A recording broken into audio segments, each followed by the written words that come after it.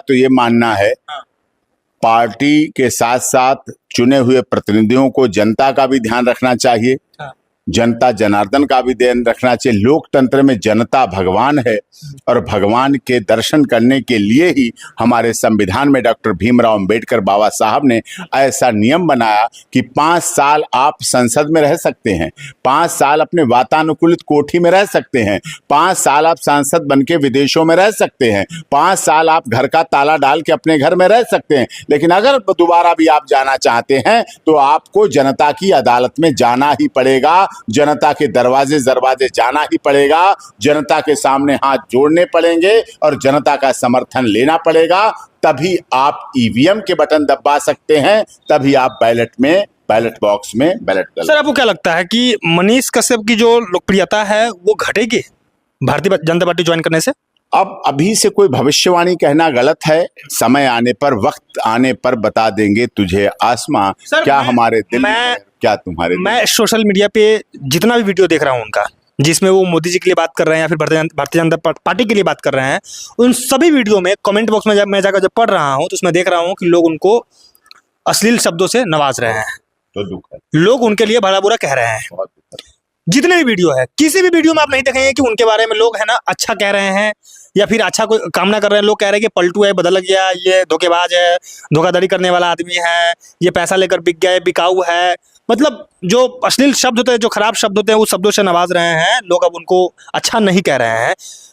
तो मैं वही कह रहा हूं कि मनीष कश्यप की जो लोकप्रियता थी पहले, जो पहचान थी पहले की स्वतंत्र पत्रकार, निर्दलीय नेता, जनता के बीच में जाकर डायरेक्ट उनके मुद्दों से बातचीत करने वाले, वो पहचान अब नहीं रहा ना। अब तो मोदी जी के लिए बात करेंगे। चलिए, आपके इंटरव्यू में से मुझे एक और ज्ञान मिला कि मैं भी अपने social media platform doctor AP Singh lawyer पे और Instagram doctor AP Singh lawyer पे ये डालूंगा सवाल कि क्या मनीष कश्यप ने भारतीय जनता पार्टी ज्वाइन करके ठीक किया है या गलत किया है। ये बात मैं उस पर लूंगा और अपने page doctor AP Singh lawyer पे डाल के देखूंगा कि क्या सही हुआ, कितना सही हुआ, कितना गलत हुआ। मैं वही कह रहा हूं कि मैं आज चाहने वालों से जरूर पूछूंगा और उनकी भावनाओं को आहत नहीं होने दूंगा। आज से 1 हफ्ता पहले ऐसा था दृश्य कि मनीष कश्यप अपने लिए वोट मांग रहे थे लोगों के बीच में जाकर, और 1 हफ्ता में सब कुछ बदल गया।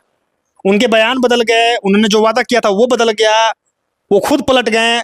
और अब जो लोग 1 हफ्ता पहले अपने लिए वोट मांग रहे थे, वो अब मोदी जी के लिए वोट मांग रहे हैं, मनोज तिवारी के लिए वोट मांग रहे हैं दिल्ली में। लगता है सही निर्णय है? नहीं, मनोज तिवारी तो अच्छे नेता हैं, उनके लिए तो सबको वोट मांगने चाहिए। मनोज अपना अब खुद के लिए छोड़ बात नहीं कहता, मनोज तिवारी तो बढ़िया नेता है, मनोज तिवारी तो अच्छे नेता हैं, पूर्वांचल की शान है, पूर्वांचल की जान है और गायकी के सरताज हैं, भारतीय जनता पार्टी के हमराज हैं और मोदी जी के हनुमान हैं और हमारे भी बहुत प्यारे हैं, बहुत शुभचिंतक हैं, हमें भी बहुत चाहते हैं, प्यार करते हैं, आदर करते हैं।